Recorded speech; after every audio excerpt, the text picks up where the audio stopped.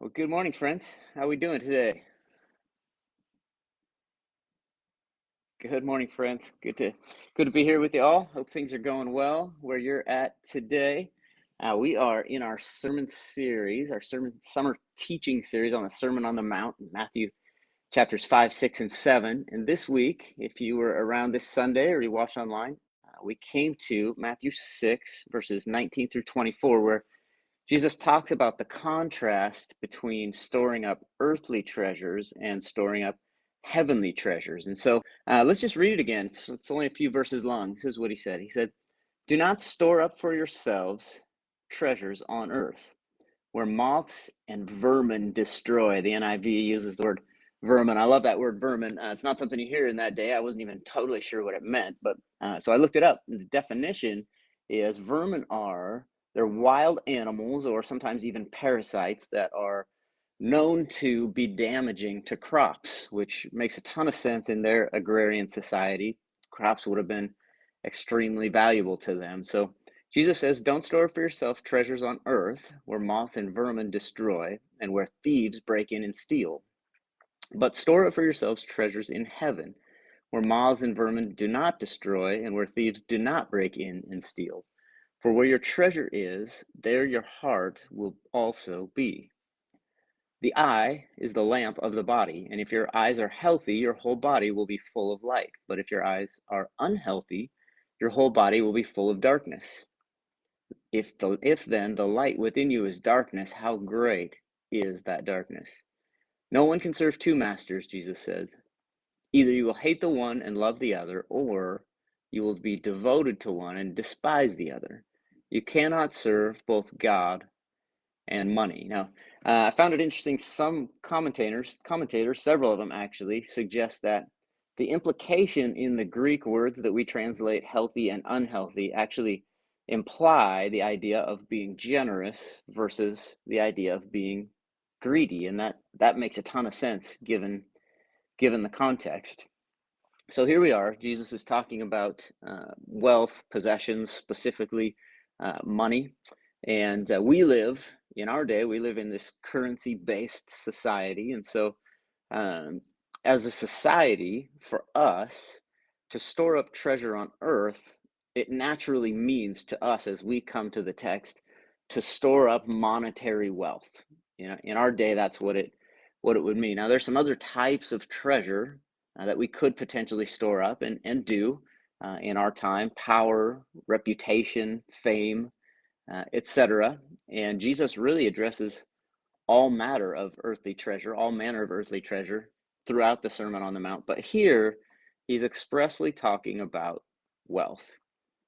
And it's funny because there's been a mountain of research done concerning our thoughts and attitudes toward wealth. I find the whole concept of socioeconomics just to be wildly fascinating. So just nerd out with me for a second. You've probably heard about some of these studies before. A few years back, the Gallup Research Group did a poll about our attitude toward wealth. And so Gallup asked the question to their sample group: how much money per year would you need to make in order to consider yourself rich? In order to consider yourself rich, what would your annual income need to be? Okay, so just think about that for a second, kind of answer that question in your head. How much? How much would you need to earn on an annual basis to consider yourself rich? This was the question on the table. Well, according to the poll, I just find the fascinating, so interesting. Right at 30% of Americans, when they took the poll, set a number that was less than $100,000.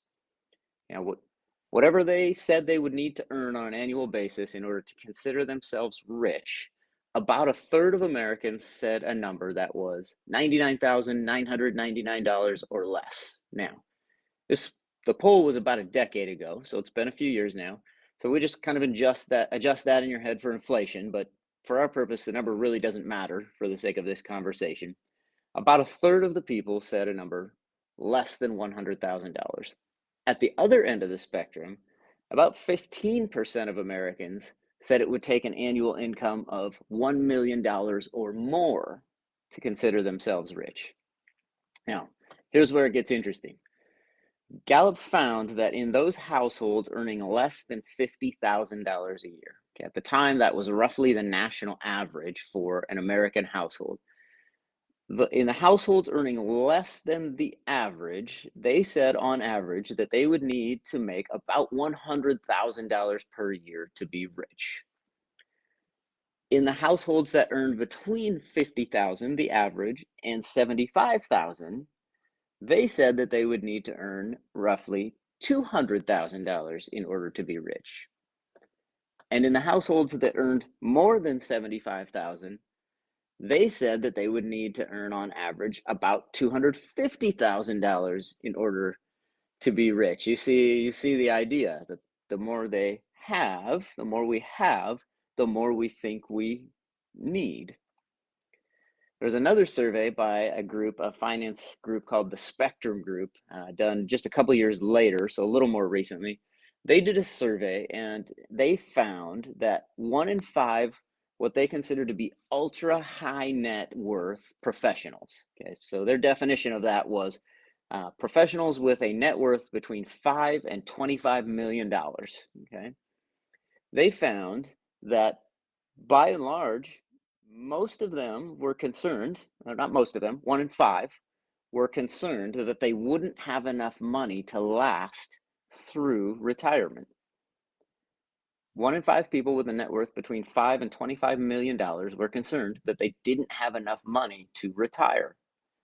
Now, I'd be interested. They didn't do this, but I'd be interested to ask that group of people how much they would need in order to consider themselves rich. But you see the pattern. The more we have, the more we think that we need. Now, for someone in my position, let's say with a net worth slightly less than $25 million, somebody in my position might find it laughable that someone with a $25 million net worth is concerned about not having enough money to get by. Like from my station, that looks silly. But if you happen to be worth $25 million, I bet you understand their anxiety. It it seems to me, someone worth slightly less than $5 to $25 million, that they might be living in denial about being rich. But apparently, none of us actually considers ourselves there. Very few of us consider ourselves to be rich. And it makes sense because a principle that we see in the scripture is that when you gain by storing up, there's never enough. You never get there. It's the whole idea that Jesus told a parable about a man who had acquired great wealth, and when he had filled all of his storehouses, his solution was to build bigger storehouses so that he could store up more. Apparently none of us ever actually gets to the point of just having what we need when we store up temporary wealth, but the kingdom principle is that when we store up treasures in heaven, so on earth that might look like storing up by giving away, we actually always have enough. God always gives us enough to accomplish the work that he has set before us. So what should we do? Are we called by God to just take a vow of poverty and give everything away? Perhaps some are, but I don't think you can get there based on what Jesus is saying here. The instruction isn't don't have anything, material is bad. That's not the instruction. Actually, I think God created a good world full of a bunch of good things, and material things can be good if they turn our hearts back to the goodness of our God. And so he's not saying don't have anything. The instruction is don't value the temporary treasures of earth so highly that we store them up for ourselves. We store them up for our own purposes. But rather, the instruction is to have an eternal mindset in our approach to wealth and possessions. Jesus told this parable in Luke 16 about a manager whose boss had warned him that he's about to be fired. So what the manager does, knowing that he's about to lose his job, is he goes out and he settles accounts with his boss's debtors, the people who owe his boss money, thereby gaining the favor of all of these other people who once owed his boss money. He does that knowing that he's about to be fired from his current job. His current situation is going to expire, and he's going to need some friends and allies in the days ahead, in the future. And Jesus actually commends this manager for doing two things. One, he commends the manager for heeding the warning about what is to come. And we would do well, I think, to take Jesus' instructions about having the right attitude toward wealth and consider them and ask God what he would have us do.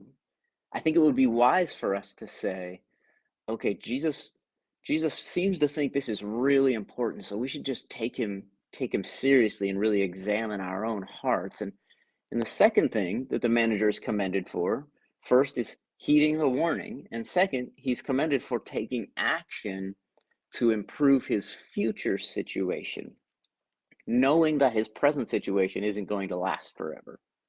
And the same is true for us. We would do well to consider our future situation. So perhaps a reasonable course of action for each of us would be to consider, do I have a long term, eternal frame of mind when it comes to stewarding what God has given me?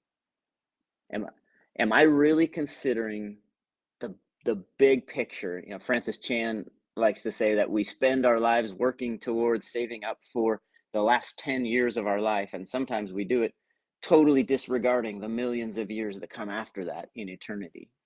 I think the wise thing for us to do would be to see the total picture. Something for us to think about.